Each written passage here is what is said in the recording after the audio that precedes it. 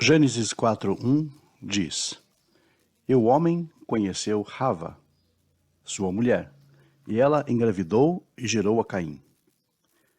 Bem, neste verso vemos o artigo definido sendo aplicado ao termo Adam, homem. Assim, nossa tradução é o homem.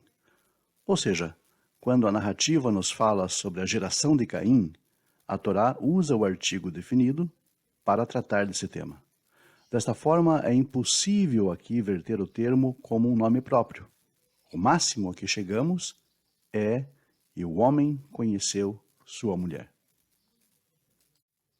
Mas qual homem, sendo que aqui, pelo hebraico, ele não tem um nome? Bem, a expressão ha-adam pode ser também vertido como o ser humano, a humanidade. Já andamos um bom caminho até aqui. Vejamos agora a narrativa sobre o nascimento de Set, em Gênesis 4:25. E tornou Adão a conhecer sua mulher, e ela gerou um filho, e lhe deu o nome de Set. Aqui, a Torá não usa o artigo definido antes do termo Adão. Assim é possível traduzi-lo como um nome próprio, e não como no caso do nascimento de Caim, onde o mesmo termo leva o artigo definido. Parece uma diferença mínima, e nossas versões em português raramente apontam para isso. Porém, quando examinamos a narrativa como um todo, em seu contexto, podemos perceber que essa diferença é fundamental para entendermos toda a história de Caim e Abel como uma metáfora, uma alegoria. Quem gera Caim e Abel não é Adão, ou um homem chamado Adão, e sim a humanidade. Por esse motivo e outros, Caim precisa ser apenas uma metáfora, e não uma pessoa real.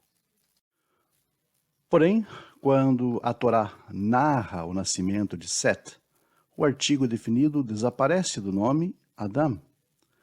Aí temos uma pista para percebermos que, neste caso, a narrativa passa a ter conotações literais. Ou seja, ao narrar a história de Caim e Abel, Adão significa o ser humano, a humanidade. E isto porque Caim e Abel são representações das tendências humanas para o bem e para o mal. Quando Set é gerado, Adão é entendido como um patriarca que inicia um clã, e a narrativa passa a tratar das impressões de ambas as tendências nos personagens de uma longa lista genealógica. Outro fato que confirma a narrativa de Caim e Abel como metafórica é a genealogia contida em Gênesis 5. Curiosamente, ela começa por Adão, mas não inclui Caim e Abel como seus filhos. Ela começa listando Set como descendente de Adão, como se ignorasse completamente os dois primeiros personagens. A mesma genealogia narra um fato curioso sobre Set, filho de Adão. Nós lemos: E Adão viveu 130 anos e gerou um filho, à sua semelhança, segundo a sua imagem, e deu-lhe o nome de Set. Gênesis 5, verso 3. Agora, volte em Gênesis 4, 1 a 2 e veja que em momento algum a Torá diz o mesmo sobre Caim e Abel. Ou seja, pelo sentido simples do texto, eles não foram gerados à semelhança e segundo a imagem de Adão.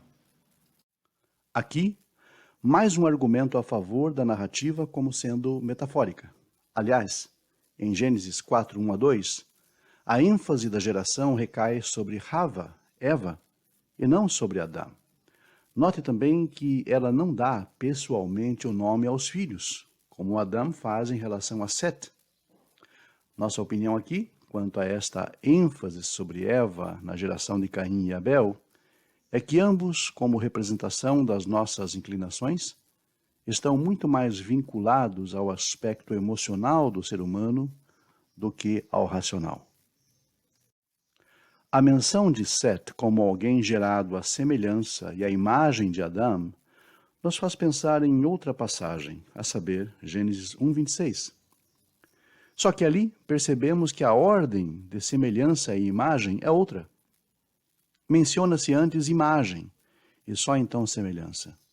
Compare ambas as passagens. Gênesis 1, 26, façamos o homem à nossa imagem, conforme a nossa semelhança. Gênesis 5, 3, Adão gerou um filho à sua semelhança, segundo a sua imagem. Isto significa que quando Deus cria o homem, o ser humano, ele o faz primeiramente à sua imagem, isto é, segundo os atributos que nos concedem a racionalidade. A ênfase de Deus ao criar o homem é que sua razão se sobreponha sempre à matéria, que é representada aqui pela semelhança, o elemento físico do homem, doado pela terra e seus elementos. Adão, ao gerar um filho, gera-o primeiramente à sua semelhança, isto é, como alguém voltado ao material primariamente, sempre com a tendência de deixar a racionalidade em segundo plano.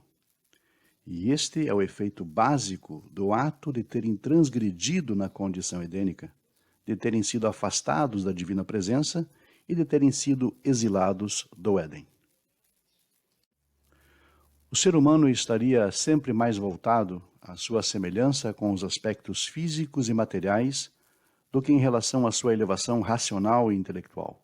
O homem procuraria sempre e muito mais os seus interesses materiais e a satisfação deles, ainda que em detrimento da sua racionalidade e da sua elevação espiritual. A forma como Adão gerou Sete nos explica de forma muito mais profunda o drama existencial relacionado a Caim e Abel, as duas naturezas que para sempre serão antagônicas em nós. E como sempre, a nossa mensagem final. Se você gostou desse vídeo, curta, compartilhe com seus amigos, contatos e redes sociais.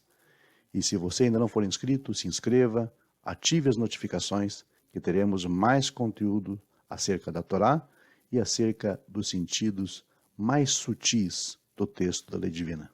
Até o próximo estudo, então. Muito obrigado a todos e até lá.